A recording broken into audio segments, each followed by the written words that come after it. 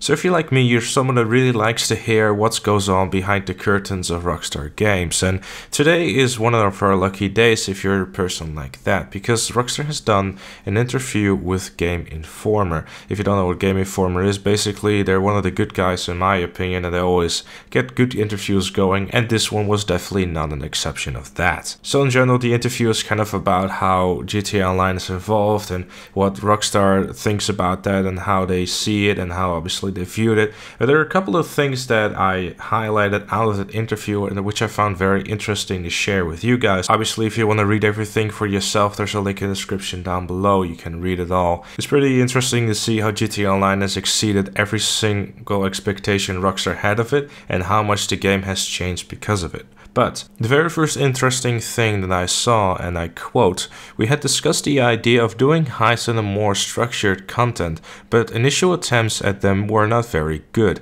To be totally honest, it didn't begin very well at all. The launch was rocky, which we expected, but perhaps worse than we expected. And one of the big innovations we had promised, Heist, were not looking like they would live up to their own standards and had to be completely redesigned from scratch, delaying them several times as we started and restarted various attempts to make them good enough. GTA Online was slowly failing and quickly losing players right up until the middle of 2014. The updates were not interesting enough, and as a company we did not realize how challenging it was going to be to have a team that was essentially ran on content service, not make normal games." Which I personally found very fascinating to hear about. Ever since Heist came out, they've drawn inspiration from those heists and built upon that foundation when it comes to mission design, like you can see with, for example, bikers and import and export.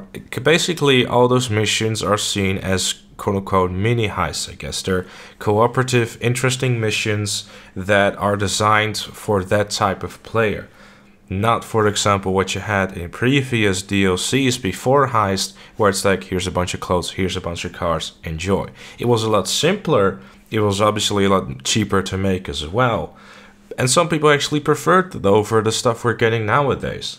It was a lot simpler. Personally, I think the true turning point of GTA Online and actually getting even more potential than it already had was the free mode update. That point was like, okay, they're gonna utilize every single bit they can from these new generation of consoles and obviously PC right after that as well. So personally, gameplay wise, I think whenever they started to switch to next gen, GTA Online got even better. Some might argue that there were some interesting choices made when it comes to the vehicles, but we'll touch on that another time. And for those wondering about single player DLCs, such as myself, we finally kind of got an official word saying it ain't gonna happen. This is what Rockstar had to say. The single player game was absolutely massive and very, very complete. It was 3 games in one. The next gen versions took a year of everyone's time to get right.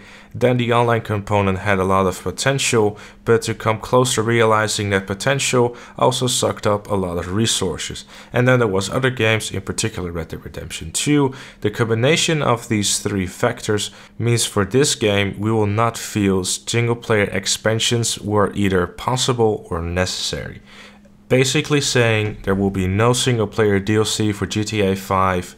They tried, but they got so stuck up with how good GTA Online was doing and having, you know, basically struggling with figuring out, okay, we need to have a dedicated team to make content for GTA Online, but we also have to make Red Dead Redemption 2, and we have limited resources, but we're these crazy idiots who are always going for near perfection, and we strive to do all kinds of crazy shit, so we don't have the time for it. And that's basically, in my view, or how I'm reading this, that they simply ran out of resources, ran out of time, and they couldn't get a good single player DLC off the ground. And just like, okay, GTA 5, it was very complete of how it was.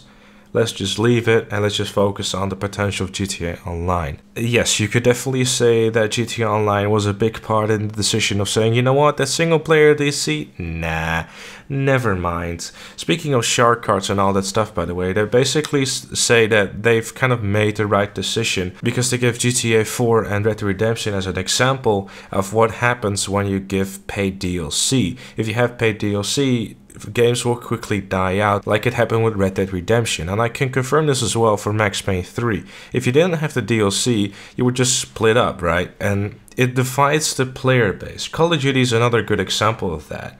And I personally feel that yes, shark cards are pushed in a way that, hey, you should buy some more. But he also argues about the fact that it is possible to make enough money quick enough. Some might argue that's not the case, but with the whole event weeks constantly going on, he has a point, but he hasn't at the same time. I feel like GTA Online could definitely do with some rebalancing when it comes to the payouts, but I think we're so far into the game right now that's not going to happen. Speaking of being far into GTA Online, they've also said about when they're thinking about ending GTA Online, and the answer might actually surprise you, or it might actually not. Here's what he had to say. We don't yet have a fixed endpoint in mind, but the rollout of updates may change a little in order to encourage players to try Red Dead Redemption 2 when it launches. It would be great to have players splitting time between two incredible words, PR talk, but we shall see how things evolve. One of the enjoyable things about working on a project like this is that you can iterate quickly and change and evolve plans quickly too.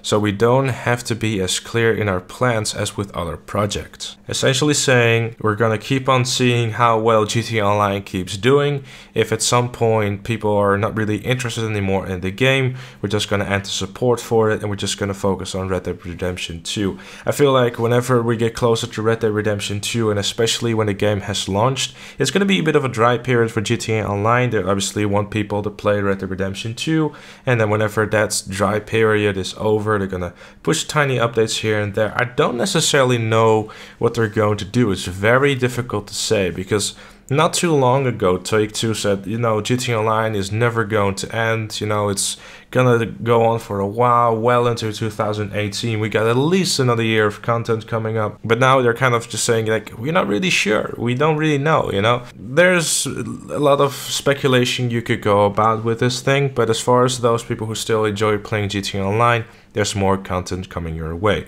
Personally, don't really mind from both a creator and a player perspective. I just hope that there will be a bit more variety coming up. Maybe a little bit less drip feeding as well, get all the content out quicker, so we actually know what the full package is. Maybe like some smaller content updates with, a couple of new gameplay things you could do rather than having like cars and all that stuff. Like for example, the recent transform races, stuff like that.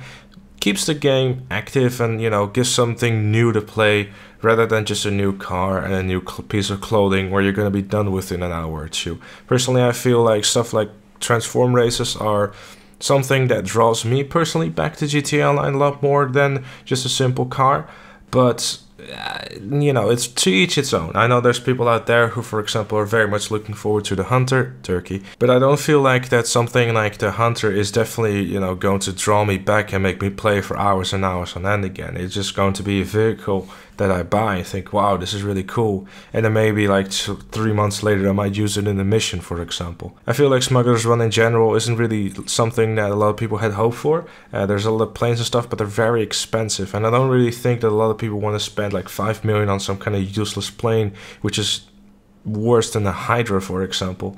The Rogue, however, is a very fun plane, I have to admit. But Smuggler's Run did bring some very cool features in there, especially for those plane guys out there who never really had something. Maybe for next update we'll get a bit more variety again, rather than just focusing on one thing only, because we had the gun running things which focused on military, we had Smuggler's Run that focused on the planes, and I don't really see a naval kind of DLC coming up. I don't really think people are going to be too excited about that. If you are, let me know, of course, but I personally don't see that happen. I don't think, that's something that from Rockstar's business perspective it would be a good move.